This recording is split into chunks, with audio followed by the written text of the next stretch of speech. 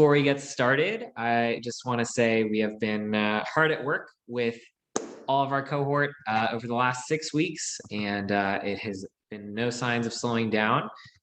We have 10 startups right now that we're working with who are ranging from South Africa to Hawaii, and really just impressed with so much of the different applications, skills, talents, all the above that we have. So for this panel, we have 3 startups with us today: SmartFin, Seed World, and Clean Earth Rovers, although Seed World will be joining us shortly, I'm sure.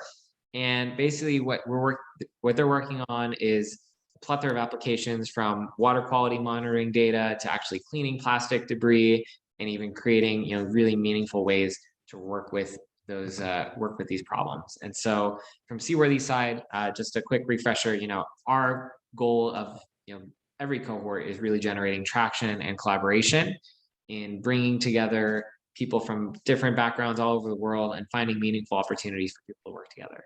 So with all that being said, we're going to have each of our panelists introduce themselves first and give 3 to 4 minute rundown on what they're doing.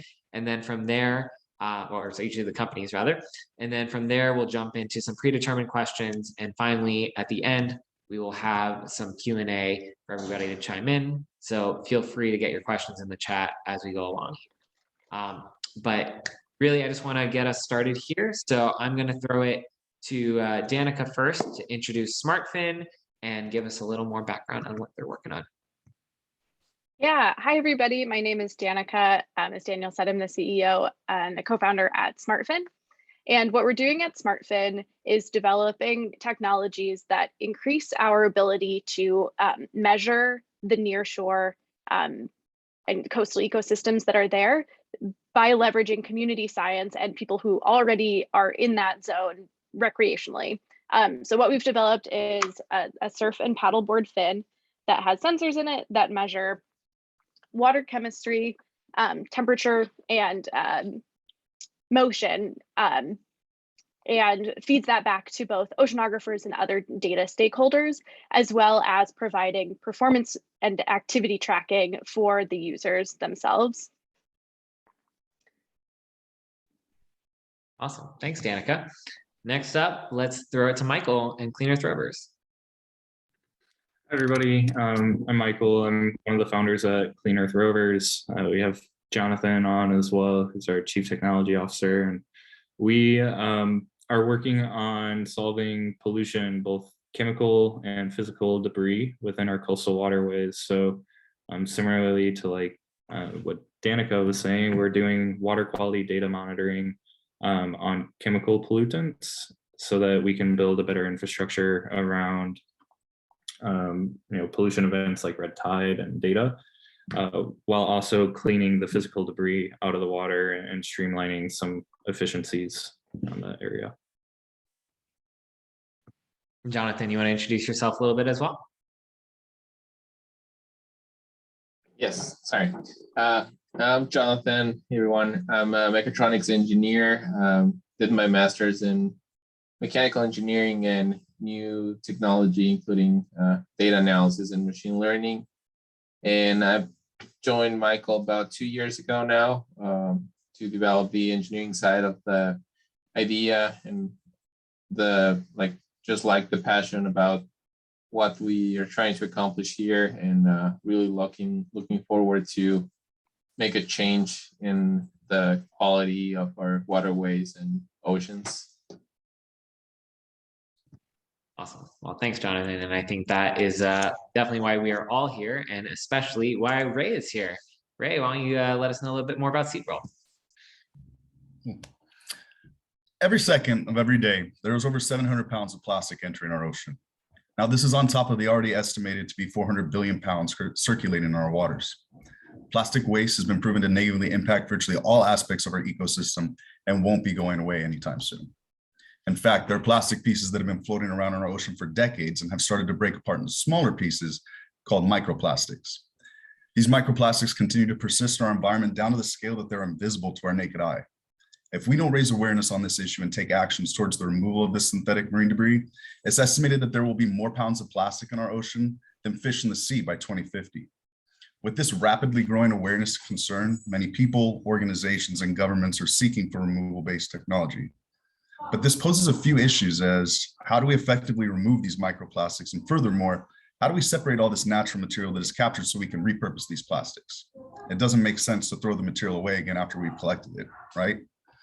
My name is Ray Abazian, and I'm the founder of Stimulating Education and Ecological Design, or SEED, a 501c3 nonprofit, and Seed.World LLC. As a hybrid business, our nonprofit SEED focuses on the education of plastic pollution through community cleanups and educational events. These events are based around two open source inventions I created for the removal of microplastics and the separation of natural and synthetic material. With these two inventions, I created our LLC Seed.World. Seed.World is the commercial scale side of our business where we rent out our machines to local governments, businesses, and private beachfront owners for the removal of shoreline plastic pollution. With the plastics being able to be separated from the natural material, we can collect valuable data on the material we are removing and repurpose the plastics in a variety of ways instead of just throwing it away. Good for the people, good for the planet, good for the cause. At Hawaii Pacific University Center for Marine Debris Research, which I've been a research member of for the past 4 years, we have scientifically proven that our systems can remove the largest and the smallest of microplastics while also separating the natural and synthetic material. This is done by just using water and physics. And we have shown that these systems are removing these invisible microplastics and separating the natural material on a scale that has never been achieved before. With our business, we have helped educate thousands of individuals on microplastics, its impact, aiding the passing of local environmental laws around plastic pollution, helped individuals and organizations globally create our system, and change the world's understanding on microplastic pollution in Hawaii. We aim to be a leader in the world's efforts around plastic pollution removal and remediation through our patented pending intellectual property and the years worth of work we have put into helping our community and future. I hope this resonates with you and has left an impression, as this is something that we live with in Hawaii every second of every day. Thank you. Awesome, Ray. Well, that was as impassioned a way to kick this off as I think we can get started. So thank you guys. I think one really interesting quick note, and something that you guys will hear throughout meeting our startups, we have a number of hybrid startups. So both SmartFin and Seed World are actually both nonprofits and for-profits, and we're seeing that as a really exciting emerging model in this space. So with that, we're going to dive into some predetermined questions, but as we go along, feel free to put questions that you have in the chat. We'll get to them at the Q&A in the end, which we'll try to leave at least 10 to 15 minutes for. So the first question, which I'll throw to Michael and Jonathan to kick off with their answer, is how do you see pollution detection and removal and ocean data and technology really evolving as a blue tech sector? Yeah, it's a great question. I think first off, there's a lot of controversy in the space about whether removing plastics from the water is worthwhile or worth the energy and the money. I think that we're starting to see through a lot of different proven technologies that the answer to that is yes, it is worth the time and it is worth the money, because ultimately we've created this damage to our environment that should and will be, I believe, undone through different technologies and innovations. The way I think about it is if you spill oil, you're not going to let it sit there. You're going to find a way to clean it up, and it should be the same for plastics. So definitely seeing a lot of new and exciting emerging technologies in the space. Even on our end, we started to see a lot more competitors climb out of the woodworks over the past year or so. So it's definitely an area both on the pollutant collection and the data collection side that we're seeing a lot of traction in. Jonathan, anything you want to add to that before I throw it to Danica? No, I think Michael covered most of it, and just seeing how the data is becoming just a predominant field, and it's increasing from so many areas that I think, and that's one of the things with Michael, we've analyzed that water quality, it's gonna matter a lot as things, as we get into the future, well, not the future anymore. And having that infrastructure is gonna be really important as well, and we want to help develop it. Well, speaking of water quality, curious to hear your take. Yeah, I think for me, the biggest thing about data is, so the way that it's being collected, I think largely historically has been run by the government, right? You've got NOAA buoys out there, you've got Argos floats, you have satellites.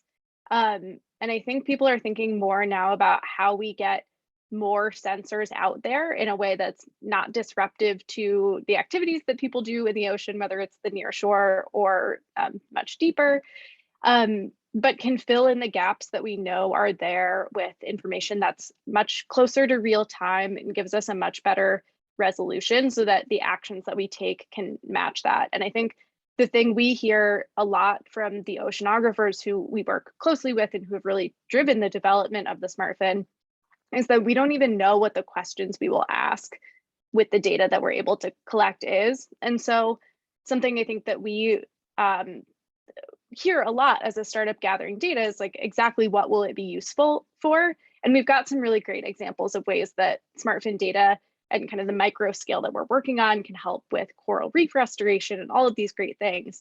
But we want people to sort of imagine things bigger than that and kind of leave that like open space for what we don't know because we don't have the information to be asking the question yet. And I think that's a really important point, right? Is that this data, this new data, new way to crowdsource data, especially the work you guys are doing, is I think a really new field that we can really start to create new forms of value for. So I want to do that parallel on crowdsourcing over to Ray and hear your perspective on this, Ray.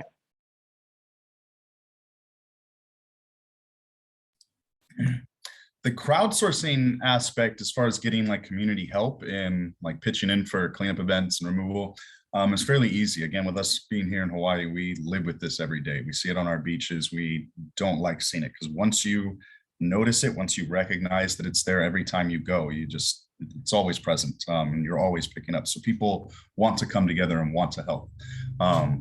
So that community funding aspect isn't difficult, or community aspect of getting people to help isn't difficult, but the funding side is a little bit harder, because it's difficult at this moment to make money when you're just removing trash. You're just trying to help the people on the planet.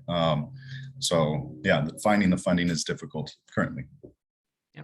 Well, and I think this actually leads into our next question, which is really to say, what are some of the benefits of the technologies and work that you all do beyond just addressing marine pollution? Because I think there is so much, whether it's the educational side or the sensing and data production side, that you all have to offer. So I'll throw it back to Michael and Jonathan to dive deeper into that.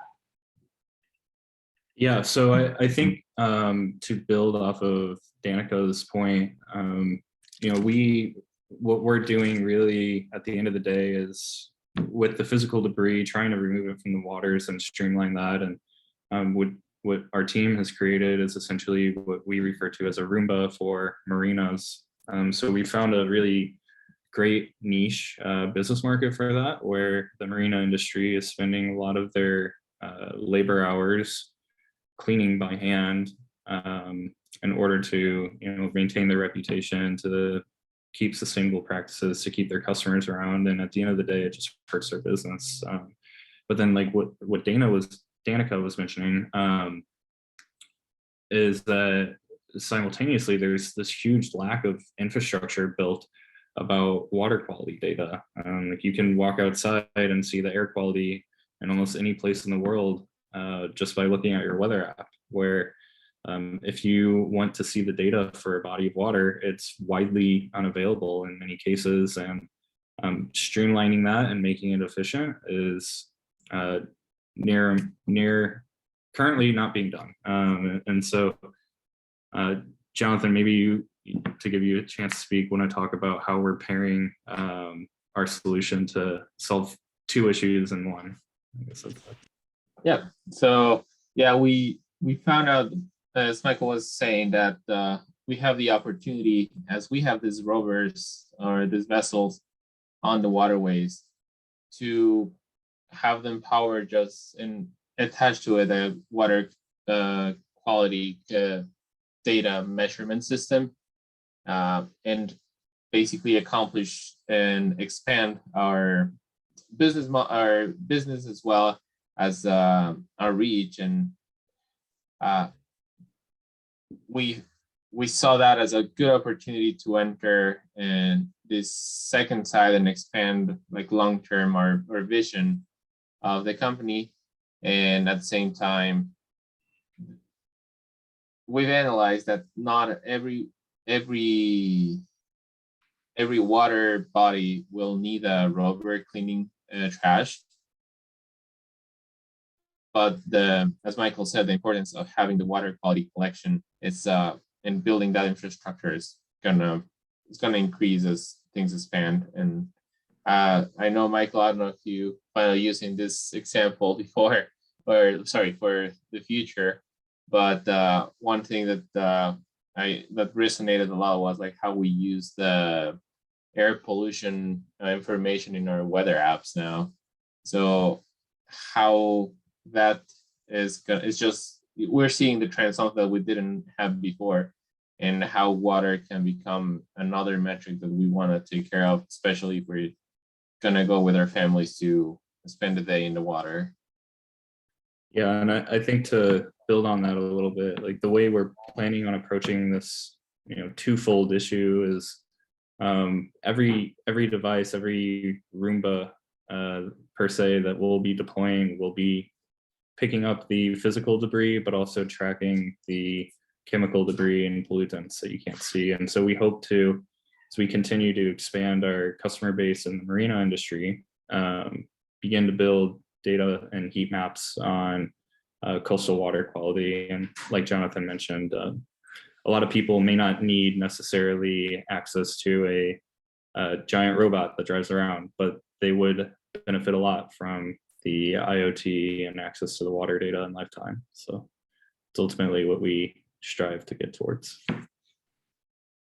Awesome. Well, I will throw it to you, Ray. I think you might be able to speak more on the education side of this, but what are some of the benefits, again, of your work beyond just addressing the pollution itself? I found that through doing educational talks, community work, it's had a kind of like a generational impact, because when I'm working with kids, it really resonates with them. Again, we see the stuff here, and the more you learn about it, the more you understand how bad it is. They then take that home, and then they tell their parents, they tell their siblings, they tell their grandparents, to where I have parents coming up to me several weeks, months later, complaining because they can't go to the grocery store without their kid telling them, no, we don't need that.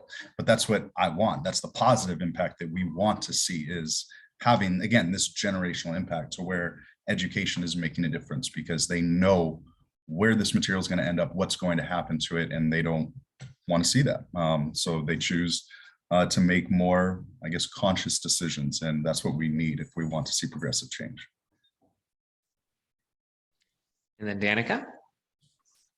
Yeah, there are two things I want to touch on here that are benefits outside of kind of the oceanographic data collection that we are doing with SmartFin. And so the first one is that this is going to be a consumer product that's available, and we want people to want a SmartFin for whom the impact stuff is important, because it's important for all of us, but might not be enough of that driver to tip the scale to I'm going to buy one. And so because of the sensors and the GPS and kind of the motion tracking that's on board, we're going to be able to do activity and performance tracking. Think of like a Strava or a Dawn Patrol, but we're the only product on the market that's actually integrated with the gear that folks are using to do that sport. And so for surfers, that means how many waves did you catch, and what angle did your board get to as you did your turn, kind of more in-depth stuff that you wouldn't be able to get from other technologies. And so really driving that kind of value proposition to the user. You can join this social platform. You can find great places to go surf where you can see other people's real-time data, kind of bringing all of it together through the companion app.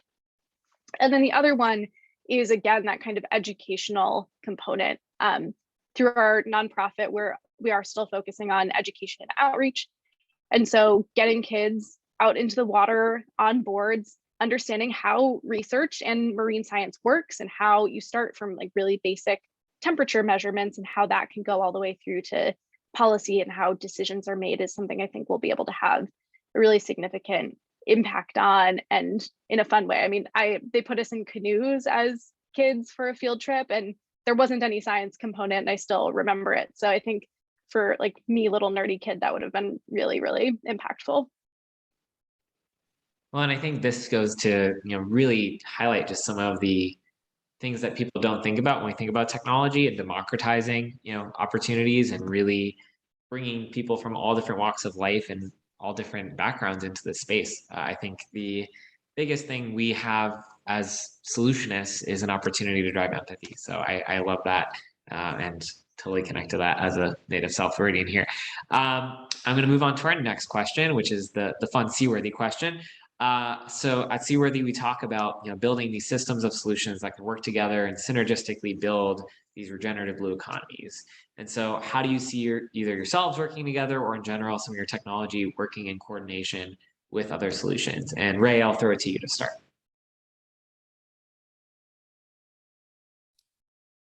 Well, yeah, one perfect example to start off with is working with Clean Earth Rovers and Michael's team. This is a conversation that he and I have already had around once they remove the material, what are they going to do with it? That's a problem that a lot of organizations have is once you capture this debris, now what do we do with it? And that's a problem because there's that natural debris that's mixed in. So collaborating with Michael, collaborating with, there's another organization called Super that's, just collaborating with these other environmental organizations to repurpose this material that they've captured has a multitude of opportunities available for us, and is an effort that we all have to put into if we want to see this plastic pollution, this environmental crisis become better, because it's not something that one organization, one person, one group can solve, but it's a collective thing that we all have to work towards achieving. Oh, I always love the use of the word collective. No shameless plugs here. Michael and Jonathan, how about you guys?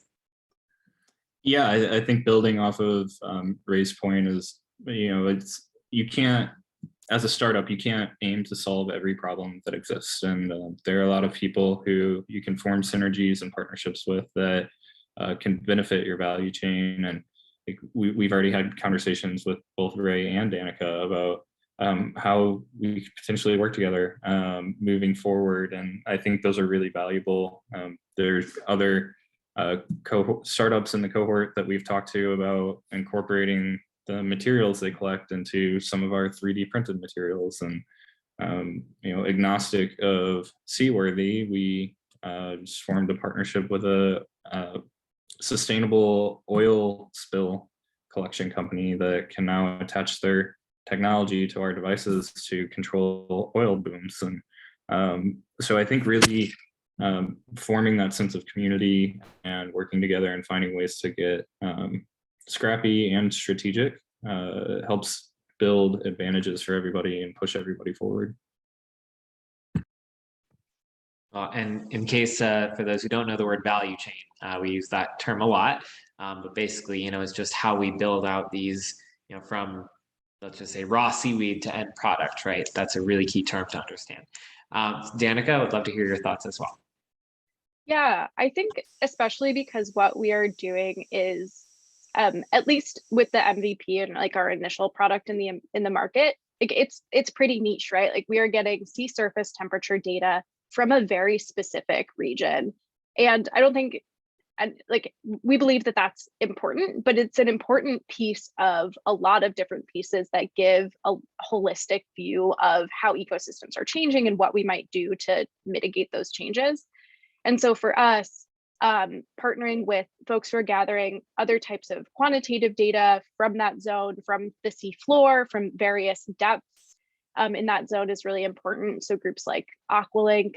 And then also there's an organization called Surf Sisters for Science that's actually doing more like ethnographic research and asking people questions about how they've seen their environment changing around them, which I think is a really impactful way to engage community. Because another thing that we're conscious of is like data collection is great, but then what happens with that, and how do we make sure that the decisions that are made, and especially policy decisions, actually are beneficial to the communities who they will impact. And so I think there's a lot downstream that we're cognizant of, even though we're solving a quite specific coastal measurement problem. Well, and I think the macro and micro, I like to say, just like you may be solving a specific data gap or specific problem, but it's how you plug into this larger picture. So we're all related, all connected, and it's just an awesome way that we can work to build this ecosystem together. So now I'm going to go on to our next question, which is, how you guys see your solutions and these systems of solutions really scaling to drive this broader ocean and climate impact. One of the things we love to say is that if we're going to actually reverse climate change and ocean degradation, right, it's not just going to happen through one city doing all the work, right? It's going to take all these collections of cities driving collective impact. So I'd love to just hear some of the potential for scalability that your solutions have. So let's throw it over to Danica to kick us off on this one. Yeah, so there are a couple of different ways we think about scaling our solution. And from a hardware perspective, it's going to other form factors so that it's surfers and paddle boarders, but it's also kayakers, and maybe it becomes a wearable, and maybe it goes on industrial boats, and just kind of how many things can we put sensors on and still keep that kind of community science, outreach, education, like crowdsourcing the data kind of thing. The other way is that by combining the data with other data streams, what impact can we have on, maybe it's crop insurance for aquaculture, just finding these sort of disparate industrial uses where this data set can plug in and be something that's valuable.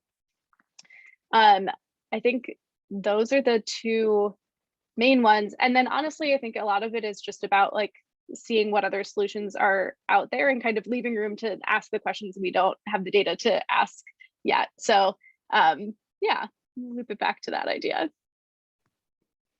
At some point, I'll get into my Web3 spiel, but I'll save you guys for now. Ray, how about you? Sorry, I was typing a chat response and I don't remember the question. I was just saying, how do you see your solution and these systems of solutions that we can build together really scaling? Yeah, with the two inventions that we created, they're both completely modular in design. We've proven that several times with our work with different organizations here in Hawaii. We've worked with 4Ocean, Sustainable Coastlines Hawaii, Surfrider Foundation, Parlay. So these larger, big organizations, we've shown that we can take a small open source invention that we've created and scale it up to a much larger system that can effectively clean beaches on a very rapid scale.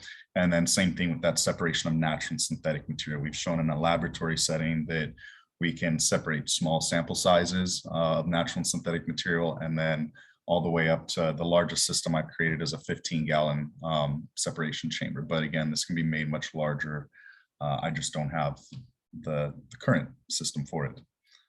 But yeah, we see this being something, again, that we're globally using, effectively removing and repurposing these plastics to help communities because of its scalability. Last but not Michael and Jonathan.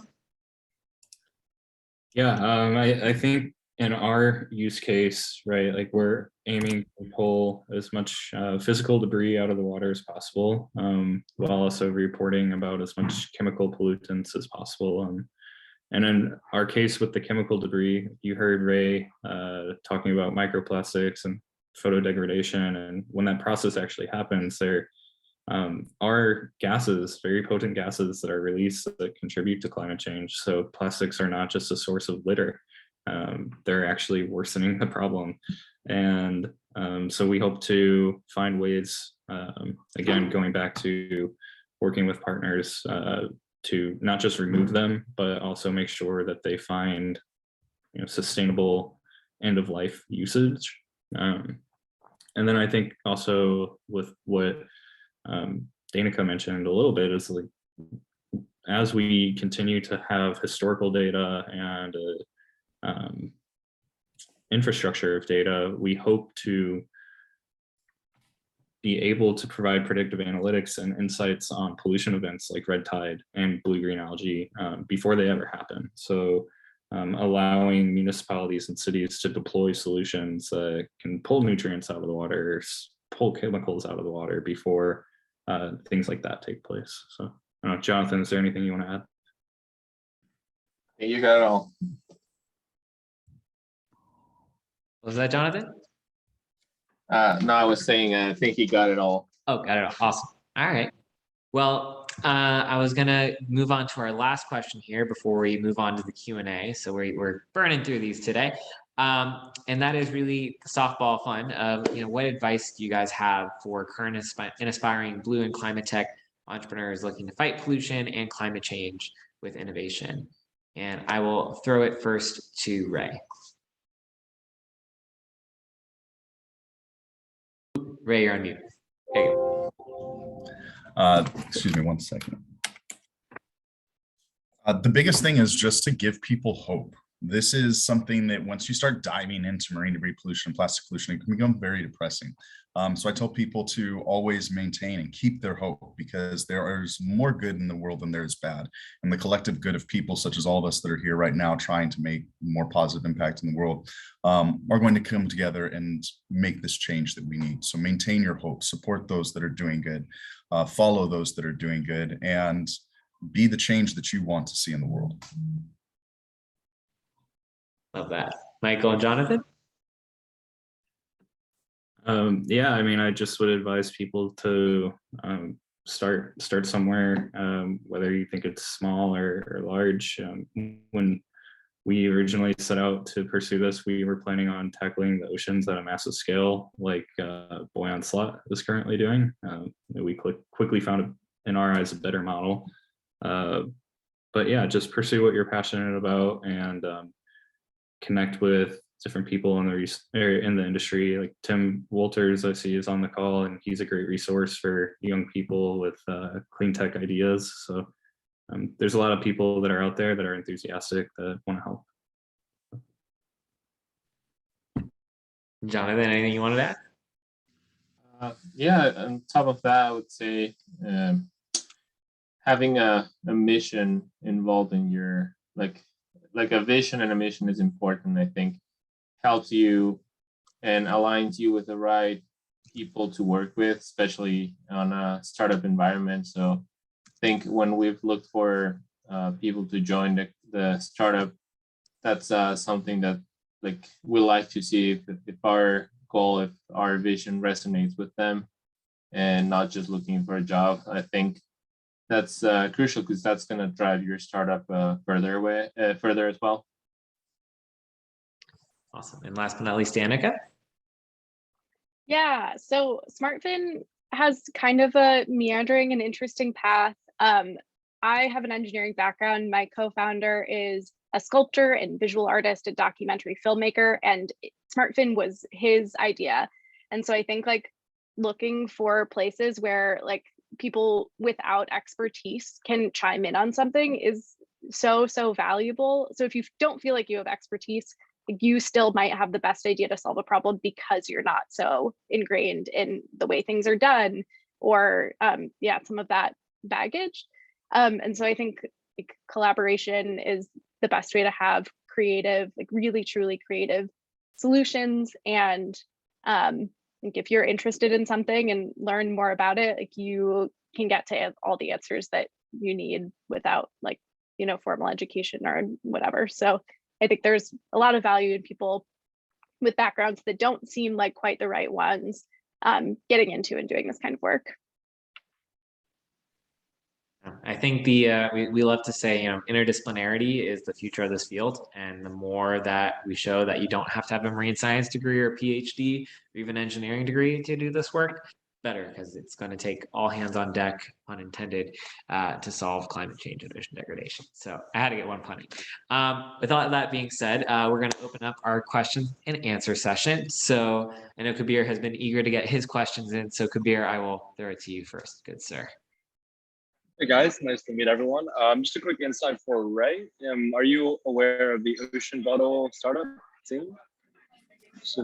Can you repeat that again? The what organization? Ocean Bottle. So they're one of our portfolio companies, and so they collect 11.4 kgs of ocean plastic and then turn it into a really fantastic water bottle. And they basically partner with every ocean and investment meeting you can think of, and they just have their bottles absolutely everywhere, and they've done pretty well.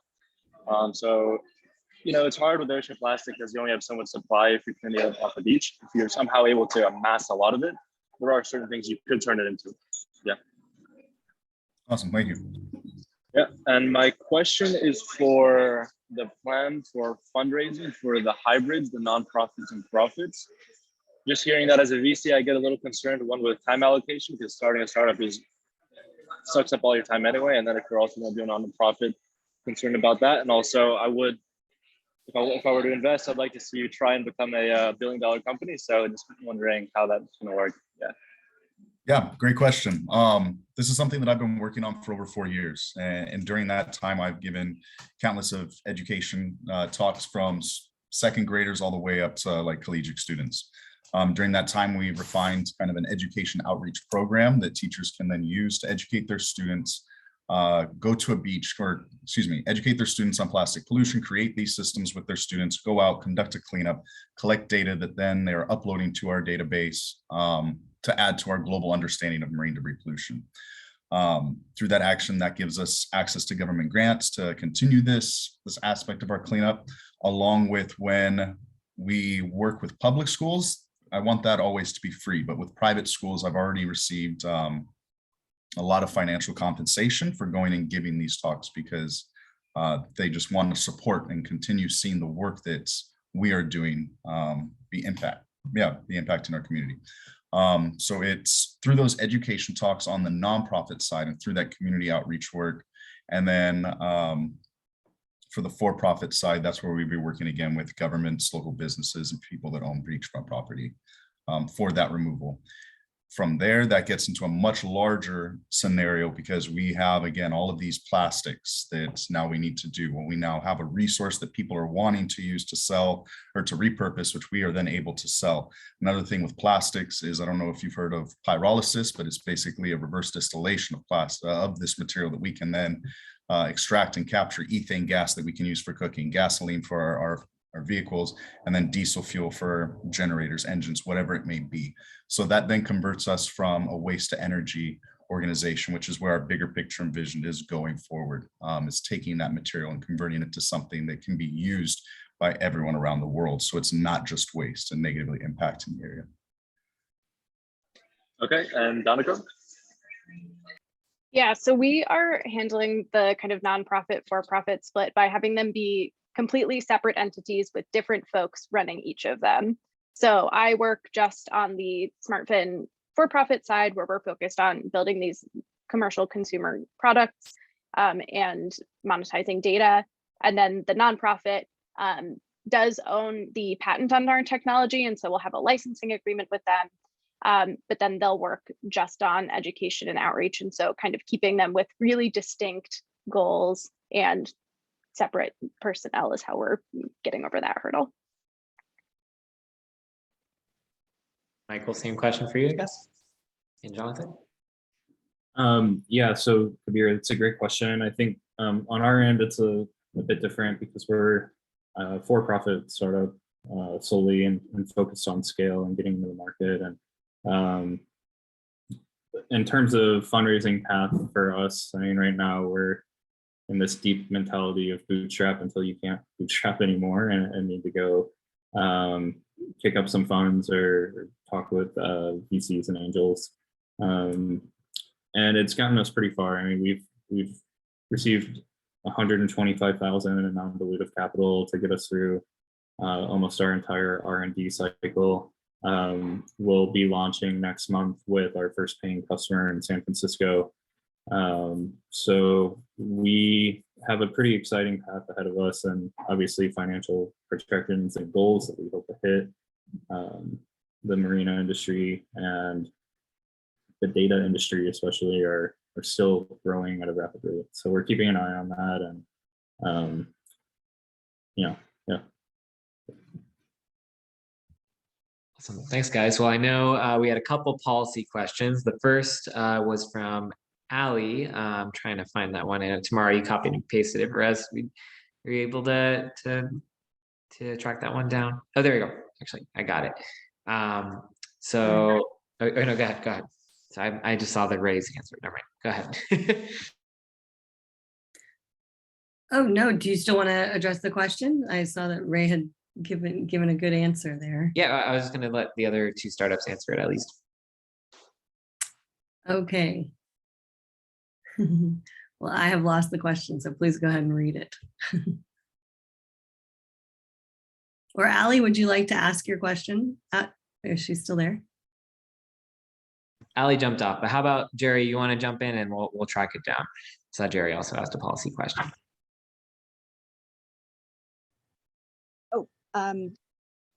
Hey guys, so we're talking about the question from earlier, is that right? I just want to make sure. Yep. Yes. Okay, I really want to see if this type of bill could, the bill that Ray talked about earlier, could pass on a bigger scale. It feels really difficult and almost insurmountable in Florida. And I'm really excited to see this kind of bill passing in Hawaii, but I'd really like to hear about how some of that process got started. But, you know, essentially, if you're looking to expand that or how to expand those types of grassroots efforts.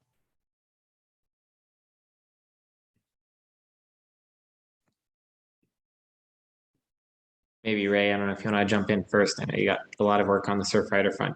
Danica as well.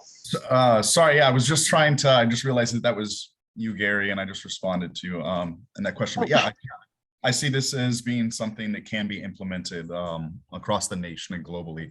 If we here in the Hawaii, extremely remote location that is a melting pot for the rest of the world, if we can enact what was the nation's single largest plastic pollution ban, there's no reason that other states, other countries can't do this. And in fact, we can be an example for them to emulate. And while it might take time because people are stubborn and they don't like change, that's where the education part is so critical, because you have to inform them on why we are making these change, because people don't want to just change because you're telling them to. You need to inform them of why this material is so bad, what its impact is, and why we are taking these measures moving forward. I do see it being a possibility. It's not, again, like an easy one, but yeah, it's possible. Danica, anything else you want to add to that one? I know you've also been working on the Surfrider front, so figured it'd be a chance.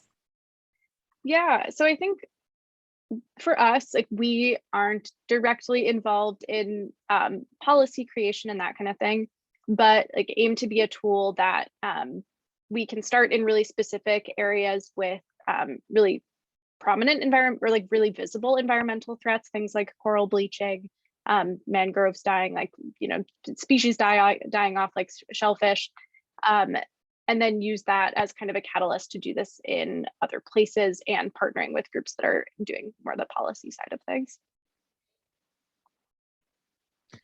Michael, anything else you want to add to that? Yeah, I think that policy is always a driver for change, right? Like, we are seeing some really just awful disasters, like environmental disasters, especially surrounding, like Danica said, you know, coral bleaching, algal blooms, even to the point where people are going to the hospital and or dying in some instances from exposure to waterborne toxins. And so I think really working with legislation and working to enact change on that front is critical. I think, and this also goes a little bit towards Phil's question that he just asked in the chat. I think that yes, banning plastics in certain instances can be a very impactful and powerful thing where, you know, we may not have all the solutions right now to create a completely circular economy, but even with some of the stuff that Ray was talking about, where when you're returning plastic back to its monomer form and oil, you're actually taking oil that already exists and saving us from mining more out of the ground and you know, using what's already available and a resource to us. So maybe that's one of the answers. There are a lot of ways to get creative to solve these problems, and ultimately we do have to figure out ways to change. So I was going to say, I know, Phil, you just got a question in, or a couple points in there. Would you like to unmute and expand a little further? Yeah, sure. Hey, thanks everybody. I was really listening and going through notes and trying to get caught up. I mean, so I'm a firm believer that economics, the economics drive the situation, and if the economics, then the economics and the science have to work, right? You know, have a number of conversations with scientists about this and have a science background, right? But the economics and the science need to work. So if we talk about bans, right, we have to look at the economic impacts, right? And if you compare all the other solutions that are not plastic, the cost and the carbon footprints are higher: aluminum, glass, metal for consumer goods. So we have to. Innovations, I think, are the right story, but bans are often implemented by politicians or NGOs with angles, as opposed to mission-driven entrepreneurs who are trying to, like Buckminster Fuller said, replace a broken system with something new, right? So I always kind of try and pay attention to what are our goals and how are we making sure that we know the differences between them. I say this as a guy who was working at a bioplastics company who had struck a deal to address microplastics in the ocean that would have been transformational in the industry. And it was, we got cut off at the knees days, not hours, before a vote in the Senate of California, because an NGO wanted to win on microplastics as opposed to a win for the environment. And we had I had personally negotiated a deal with like P&G to replace bioplastics with a biodegradable PHA-based coming from waste methane. So I've always been very skeptical of when we talk about bans, because I looked at the extended producer responsibility, for example, and at the top it sounds like a good idea, but the devil is in the details. So I'm just always curious about how we get to the data of the effectiveness of the science, the impact of the financials, the impact of the economics, right, and then how we can scale. So just looking to be helpful, thoughtful, and supportive to all the companies here. So much, Phil. Appreciate your input there. Jonathan, I see your hand up. Go for it.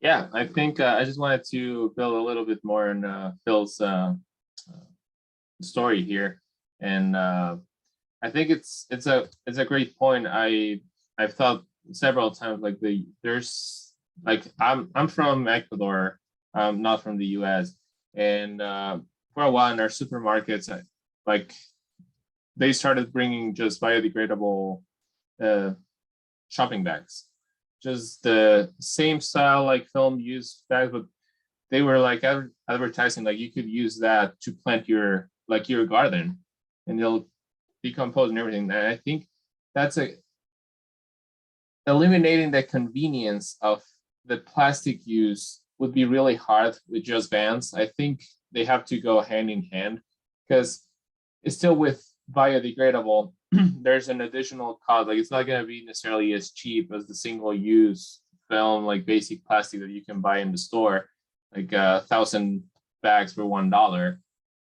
So I think there's importance on, like as Ray was saying, the ban on single-use plastics and having biodegradable bioplastics as an alternative to cover this. So I think it's there are two things that should go hand by hand.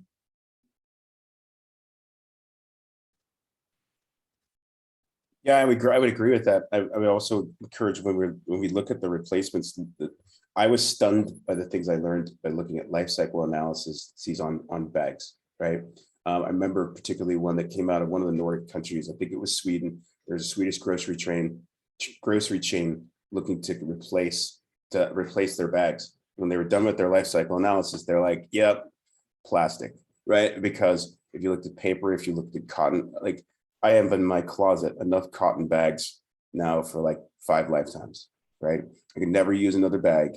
And the per use math to equate the carbon, I'd have to never use another bag for the rest of my life for everything, and I would break even. So here's the tricky part for me, I think for everyone, right? How do we get the right information quickly so that we're not off track at a critical point as entrepreneurs? And I'm working with some folks that are actually, it's a group of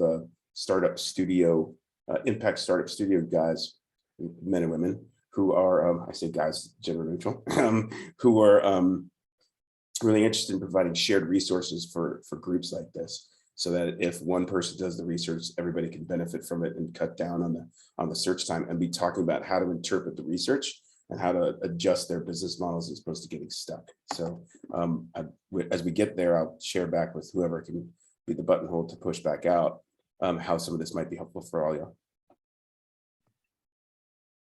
Yeah, and I think definitely, like, I agree that a lot of what you're saying, Phil, and what Jonathan is saying, like, bans should go hand in hand with new innovation that can actually take place and improve the economics and things like that. And I think one of the troubles that we've been seeing in some of these like commodity goods and innovations, and maybe bioplastics as an example, is like they seem sustainable, but in some cases they're almost a bit of a mirage where they say biodegradable, but really it takes still 8 to 10 years for them to decompose in a natural environment. And so I think that we are still not at that point where, I know I've seen some solutions in bioplastics where they actually do decompose like they're advertised to, but I think at a widespread solution base, and when the economics start to make sense, is when people are adopting them at widespread. Like, for example, like plant-based meats are a great idea, and I do think that someday will probably take the place of regular meats. But right now, it's hard for people to adopt because it's still more expensive and the economics aren't there. But one day it will make sense and it will be a regular thing for likely all of us. So. Yeah, if I could just jump in there too, I think like it often sounds like kind of the underlying assumption here is that like the economics, which tends to just mean what is less expensive, is then like the solution that gets adopted, and that's the only way to measure its success. And I think that inherently is deeply flawed and like kind of got us to this point. And so like rethinking the economic mechanisms and sort of the incentives more broadly, I think is a different discussion than what we're having right now. But I don't know, I just like to challenge that assumption where I can, because I think that that's like as much part of the problem as anything else. Oh, so let me clarify. I don't mean winner take all distributive economics. What I mean are like the fourth sector economics that are the intersection of mission of financial and impact metrics. And I agree with you, Danica. The fundamental flaw in the logic to date is that there hasn't been, if you think about the basic economic theory and you say growth in an unlimited growth, you can't have unlimited growth in a limited closed ecosystem, right? So you have to balance both of those things. And our current models are divorced from that. And the stuff that we're talking about when we talk about fourth sector capitalism or mission-driven companies, we want to make sure that we manage both and that we find investment models that deliver the returns for both, which is why we try to work with companies to define their impact and then to quantify that impact as much as you can for the financial components and for the non-conventional financial components, so we can move towards that better system. Haven't found anybody who's gotten it really right yet, but have found some significant models and technologies that help people measure and track, and a couple new financial partners who are looking for companies that are thinking that way, or thinking about how do we deliver both, and how do we then value that so that investors who value that will choose product A over product B because they know that you're walking the walk on that. Of all this, and I can have a field day on regenerative economics with all you guys. So, and tokenomics, but I'm not my show to steal. So, I want to give one more question a chance. I know we ended up finding alleys, and it was a kind of general question on just some of the intersection of public policy. So I know Ray, you had a chance to answer in the chat, and I'm not sure if there's anything you want to expand on there, but I'll first throw it to just Danica and Michael and Jonathan, as far as what is the role that public policy can play in this, and maybe, I think to Phil's point, maybe not bans, but maybe in driving incentives or even subsidies regarding whether it's data or marine plastics.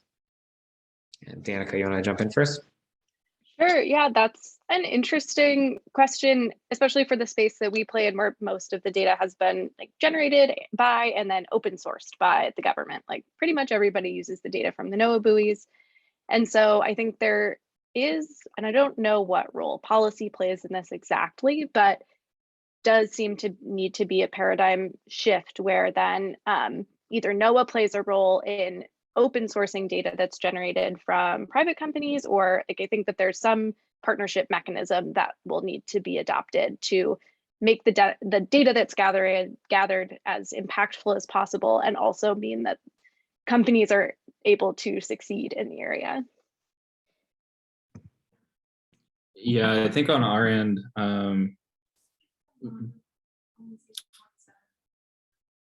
there needs to likely be more policy surrounding like accountability,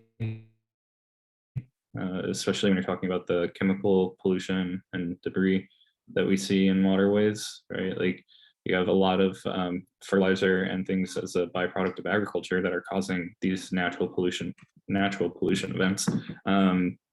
Whereas, you know, the data becomes more built out and there's a surrounding infrastructure, policy can then take place and actually hold certain companies and maybe even farmers accountable, not saying that they're the only source of that problem, but as an example. And then, you know, likewise for our Roomba devices that we refer to as, it'd be great one day to see, you know, maybe tax incentives or financial incentives to actually have our devices in the water and cleaning facilities, and people being rewarded for investing in technologies that are just the right thing to do, right?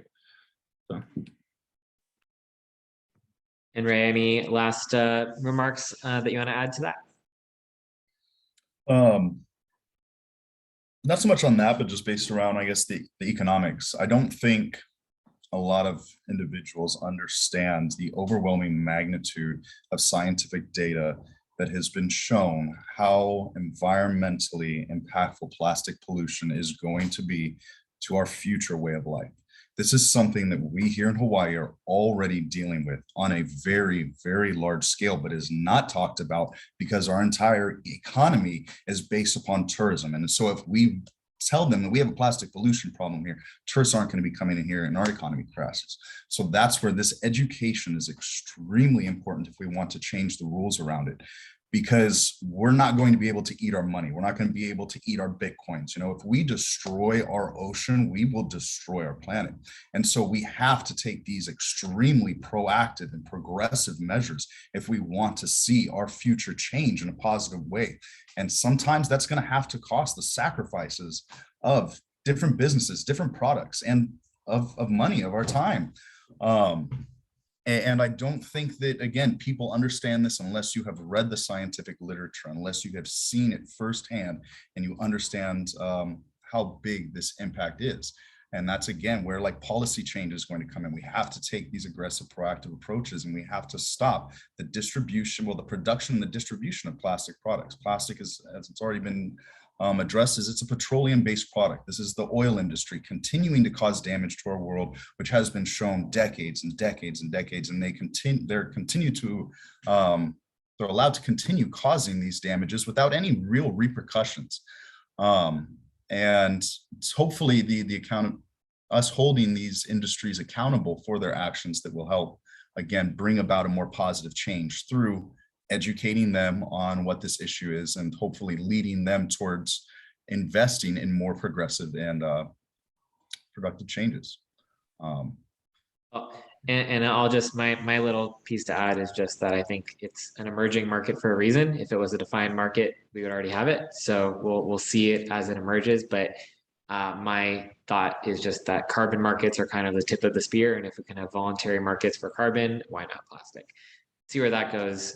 Little preview for what we're working on at Seaworthy. But speaking of which, I first, before jumping ahead, want to thank Danica, Jonathan, Michael, and Ray for your incredible insights today, and thank you all for your great questions. I really enjoyed the spirited conversation, and it's just a topic we're all so passionate about, so thank you all. And speaking of which, we have more opportunities coming up for that because we have 3 more panels. We're doing bi-weeklies with our startups. So you'll hear in 2 weeks on World Ocean Day from Super and Capital Swish, who are working also in the upstream and downstream plastic value chain. So if you are looking to have more of these opportunities to meet our startups, you can register for the events there in the chat. But other than that, I'm happy to hang out for a minute. And if anyone else wants to network, we're happy to hold the room. But otherwise, just want to say thank you all so much for coming out. And thank you guys again from the Seaworthy cohort for being such incredible members of our panel today. And special shout out to Tamara for holding it down as well with the cohort. So thank you guys, and we'll see you in 2 weeks otherwise. Thank you, everyone.